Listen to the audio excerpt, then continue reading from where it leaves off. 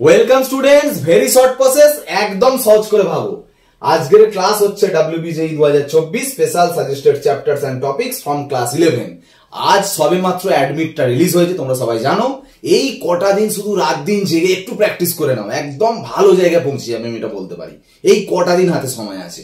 তো আজকে যে ক্লাসটা করানো হবে, ক্লাস 11 এর যে স্পেশাল সাজেস্টেড চ্যাপ্টার গুলো রয়েছে সেই চ্যাপ্টারের উপরে আলোচনা হবে।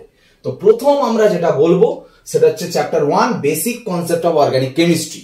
এটা 11 এর মোস্ট ইম্পর্টেন্ট একটা চ্যাপ্টার। অর্গানিকের এই চ্যাপ্টারটা করলে এখান থেকে কম করে 4টে, বেশি হলে 5 থেকে 6টা কোশ্চেন তোমরা অ্যাটেন্ড করতে পারবে। কিসের উপর থাকবে? Inductive effect, resonance, hyper conjugation, isomerism. এই 4টে জিনিস যদি ভালো করে শিখে ফেলতে পারো, এখান থেকে কিন্তু 4 থেকে 5টা মিনিমাম কোশ্চেন তুমি অ্যাটেন্ড করতে পারবে। খুব ইম্পর্টেন্ট, মানে অর্গানিকের এইটা হচ্ছে বেস। এইটা ভালো করে শিখতে পারলে এমনি সব হয়ে যাবে। Second chapter, structure of atom. তোমরা সবাই জানো পরমাণুর গঠন। এই চ্যাপ্টারের উপরে তোমরা যেটা করতে হবে সেটা হচ্ছে কোয়ান্টাম নাম্বারস। কোয়ান্টাম নাম্বারস মানে বুঝতে পারছো, N, L, M, S। এটা টোটাল ডিটেলস ভালো করে পড়ে রাখবে। De Broglie equation. De Broglie equation মানে তোমরা জানো ল্যামডা ইকুয়াল টু h/mv। শুধু এখান থেকে সূত্র আসতে পারে, বিভিন্ন ধরনের থিওরিক্যাল কোশ্চেনও থাকতে পারে এবং ম্যাথমেটিক্যাল নিউমেরিক্যাল প্রবলেমস থাকতে পারে। Heisenberg equation. হাইজেনবার্গ ইকুয়েশন নিশ্চয়ই জানো, del x into del v greater than equals to h/4 sorry এখানটা এম হবে, M del v, del x into M del v greater than equals to h/4। খুব important equation এটা। এই equation থেকে কিন্তু কোয়েশ্চেনটা আসে, যেখানে হয়তো ডেল এক্স বলে দিল, ডেল ভি কাউন্ট করতে দিল, বা ডেল এক্স বলে দিল, মানে ডেল ভি বলে দিল, ডেল এক্স কাউন্ট করতে দিল। এইভাবে কিন্তু আসতে পারে। আর একটা ব্যাপার তোমরা অবশ্যই জানো, খুব ইম্পর্টেন্ট একটা জায়গা, যেটা radius, velocity, energy related numerical problems. Radius, আর এর ফর্মুলা কি? আর এর ফর্মুলা হচ্ছে n²h²/4π²mz²। এই ফর্মুলা, এরকম ভাবে ভি এর ফর্মুলা হয়, ই এর ফর্মুলা। এই সব ফর্মুলা থেকে বিভিন্ন এই ভ্যালু গুলো বসাতে হয়। nz, h, 4, পাই, m, এই ফর্মুলা গুলো বসিয়ে এখান থেকে রেডিয়াস ক্যালকুলেশন এখান থেকে করতে হবে। এইগুলো আসে। তো মনে রাখবে এইসব করার সময়, মানে নিউমেরিক্যাল প্রবলেমস গুলো করার সময় এন আর জেড টা একমাত্র চেঞ্জ হয়, বাকিগুলো সব ভ্যালু জাস্ট বসাতে হয়। ঠিক আছে, এটা রেডিয়াসের বললাম। এরকম ভাবে ভেলোসিটি, এনার্জি রিলেটেড বিভিন্ন নিউমেরিক্যাল প্রবলেমস গুলো আসে।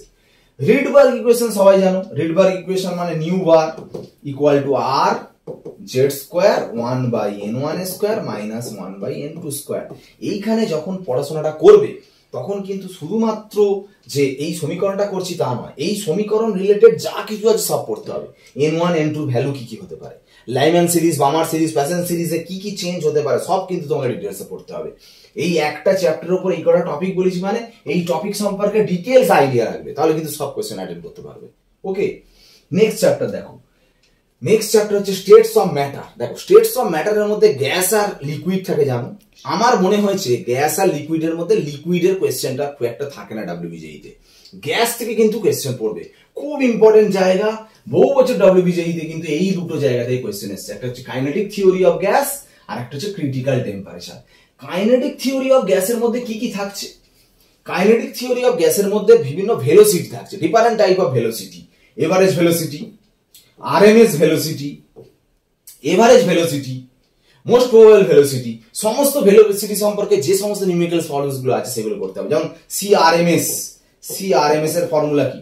√3RT/m। এখান থেকে বিভিন্ন ক্যালকুলেশন করতে দিতে পারে, থিওরিক্যাল কোশ্চেনও পড়তে পারে। যেহেতু দেখো CRMS এর সাথে m এর দেখো ইনভার্সলি প্রপোর্শনাল রিলেশন, তাহলে m বাড়লে CRMS কমবে, m কমলে CRMS বাড়বে। এখান থেকে থিওরিক্যাল কোশ্চেনও বিভিন্ন থাকতে পারে।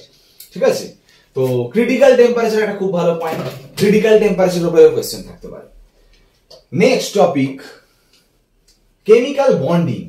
কেমিক্যাল বন্ডিং এ যে টপিকটা খুব ইম্পর্টেন্ট সেটা হচ্ছে hybridisation step, shapes of molecules and lone pair number count. এটা একসাথে কিন্তু তোমাকে পড়তে হবে। কিরকম?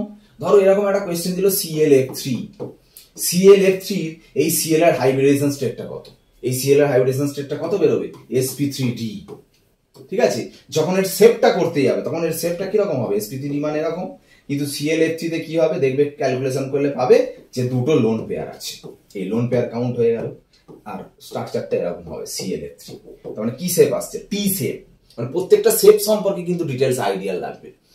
তো আর লোন পেয়ার কাউন্ট ভালো করে জানতে হবে, এবং সেখান থেকে সেটটাও পেয়ে যাচ্ছ টি শেপ। তো এখানে যেমন দেখো 2 lone pair, number of 2 lone pair Cl atom, central অ্যাটমের ক্ষেত্রে হচ্ছে। যদি বলে total number lone pair number count, তখন F এর লোন পেয়ার নাম্বার কাউন্ট করলে প্রত্যেকটা লোন পেয়ার যদি কাউন্ট করো FVF এর, তাহলে lone pair total number of lone pair কটা হচ্ছে সেই ক্যালকুলেশনটা তোমাকে বের করতে হবে। আর একটা মোস্ট ইম্পর্টেন্ট একটা টপিক হচ্ছে বন্ড অর্ডার। বন্ড অর্ডার থেকে কিরকম কোয়েশ্চেন আসে? বিভিন্ন ধরো N2 বললো, N2 প্লাস বললো, N2 মাইনাস বললো, N2 2 মাইনাস বললো, বলে হয়তো বললো bond order, increasing order of bond order, decreasing order of bond order বলে কোয়েশ্চেন থাকতে পারে। ঠিক আছে, এটা খুব ইম্পর্টেন্ট একটা টপিক, কেমিক্যাল বন্ডিং। এই কটা টপিক করতে হবে। Next chapter basic concept of, আচ্ছা এখানটা একটু আমি তোমাদের বলে দিই, basic concept of organic chemistry যেহেতু আগে হয়ে গিয়েছিল, এটা হবে বেসিক কনসেপ্ট অফ কেমিস্ট্রি, মানে একদম ফার্স্ট চ্যাপ্টার যেটা আছে। তো সেখানটায় খুব ইম্পর্টেন্ট একটা জায়গা দেখো, atoms, molecules, mole number related numerical problems.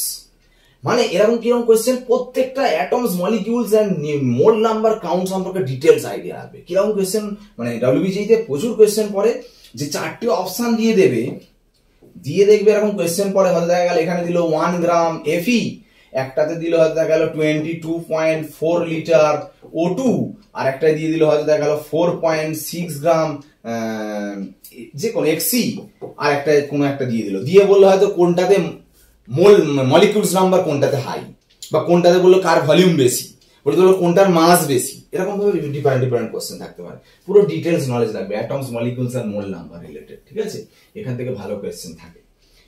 Next chapter হচ্ছে রেডক্স। দেখো রেডক্সে খুব ইম্পর্টেন্ট টপিক হচ্ছে অক্সিডেশন নাম্বার।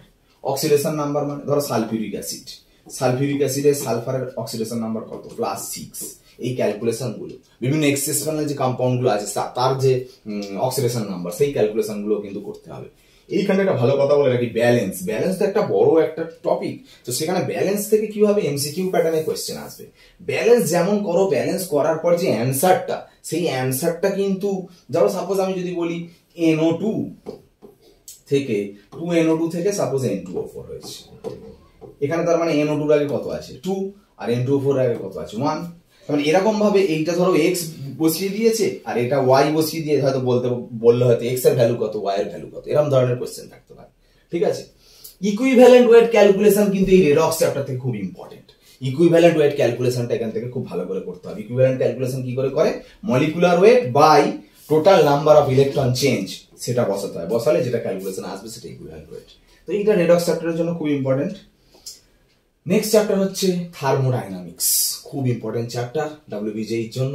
এখানে সমস্ত ক্যালকুলেশন গুলো তোমাকে শিখতে হবে, del G, del U, del H, del S, formation of enthalpy, combustion enthalpy, যত নিউমেরিক্যাল প্রবলেমস আছে এখান থেকে করতে হবে। শুধু নিউমেরিক্যাল প্রবলেমস গুলো কিন্তু এখানে ইম্পর্টেন্ট, এবং এইটা যখন করছো প্রত্যেকটা ডেফিনেশন গুলো ভালো করে গেলে এখান থেকে জেনারেল কনসেপচুয়াল কোশ্চেন থাকবে। সাপোজ আমি যদি বলি ডেল জি মানে কি? ডেল জি রিলেটেড মানে del G equal to del H minus T del S. হয়তো দেখলো ডেল এস এর ভ্যালু বলে দিল, ডেল এইচ এর ভ্যালু বলে দিল, এখান থেকে ডেল এইচ ডেল জি ক্যালকুলেশন করতে দিল, এরকম বলতে পারে।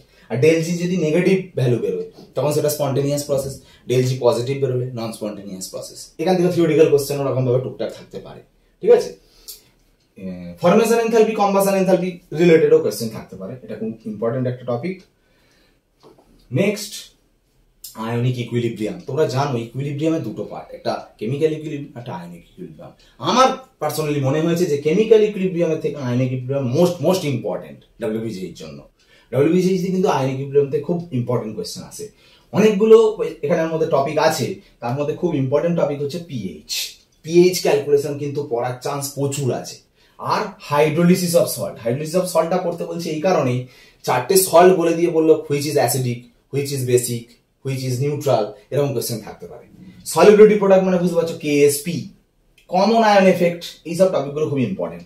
আয়নিক প্রোডাক্ট অফ ওয়াটার, জলের আয়নীয় গুণফল যেটা। অসওয়াল্ড ডাইলুশন ল, যেখানে আয়োনাইজেশন কনস্ট্যান্ট আছে সেখানেই আছে, তাই না? এইসব জায়গাগুলো থেকে খুব ইম্পর্টেন্ট কোয়েশ্চেন আসে, এবং নিউমেরিক্যাল প্রবলেমস এর সাথে থিওরিটিক্যাল কোয়েশ্চেন তোমাকে করতে হবে। তো এই যে চ্যাপ্টার গুলো সমস্ত বলা হলো, 8টা চ্যাপ্টার টোটাল, এটা ভালো করে কিন্তু 11 এর টপিক 8টা, দেখো 11 এর টোটাল চ্যাপ্টার কতটা, 14টা চ্যাপ্টার আছে টোটাল। সেখান থেকে আমরা শর্ট করে 8টা চ্যাপ্টার যদি ভালো করে করতে পারো, আমি বলতে পারি একদম ম্যাক্সিমাম 11 এর কোশ্চেন তুমি অ্যাটেন্ড করতে পারো। তো মোটামুটি দেখা গেছে সব থেকে মিনিমাম 11 যদি দেখা যায় যে 18টা কোশ্চেন মিনিমাম পড়ে, 18 নাম্বার অফ কোশ্চেন মিনিমাম থাকবে হচ্ছে 11 এ, ম্যাক্সিমাম কিন্তু 27 নাম্বার অফ কোয়েশ্চেন শুধু 11 চ্যাপ্টার থেকে আসে। তো আমি ধরে নিলাম এভারেজ যদি ভ্যালু দেখা যায়, দেখা যাবে যে 22 to 23 মার্কসের কোয়েশ্চেন শুধু 11 চ্যাপ্টার থেকে থাকে। তো 14টা চ্যাপ্টার 14 নাম্বারস অফ চ্যাপ্টার থেকে আমি শর্ট করে চ্যাপ্টার মানে 8টা চ্যাপ্টার করা হয়েছে। এই 8টা চ্যাপ্টার থেকে কম করে 2টো করে কোয়েশ্চেন মানে 8 দুগুণে 16, আমি বেশি আরো 20টা কোয়েশ্চেন তুমি অ্যাটেন্ড করতে পারবে, এটা আশা রাখছি আমি। 20 কোয়েশ্চেন, আর আগের বারে আমি 12 এর কোয়েশ্চেনটাও আমি তোমাদের বলে দিয়েছি কি কি চ্যাপ্টার থেকে বা কোন কোন টপিক আসবে। তো ভালো করে একদম সুন্দর করে এই টপিক গুলো পড়ো। আজ সবে মাত্র অ্যাডমিট রিলিজ হয়েছে, এই কটা দিন একদম রাত দিন এক করে তুমি পড়ে ফেলো, আমি গ্যারান্টি দিচ্ছি তোমরা একটা ভালো জায়গায় স্কোর করবে, একদম গভর্নমেন্টের চান্স পাবেন শিওর। ঠিক আছে, এইগুলো ভালো করে পড়ো। সবাইকে বলি আর একটা কথা, যে আজ যেহেতু অ্যাডমিট রিলিজ হয়েছে আর মাত্র কটা দিন বাকি, এই কটা দিনের মধ্যে WBJEE রিলেটেড যে সমস্ত চ্যাপ্টারগুলো আছে প্রত্যেকটা চ্যাপ্টারের উপর ইম্পর্টেন্ট কোশ্চেন অ্যান্সার একদম দারুণ ভিডিও আমি প্রত্যেক দিন আপলোড করবো। ঠিক আছে, সেটা প্রত্যেকে চ্যানেলটাকে সাবস্ক্রাইব করো এবং প্রত্যেকদিন আপডেট ইউনিক ভিডিও তুমি এটাতে পাবে। ওকে, বাই, আজকের ক্লাস এখানে শেষ।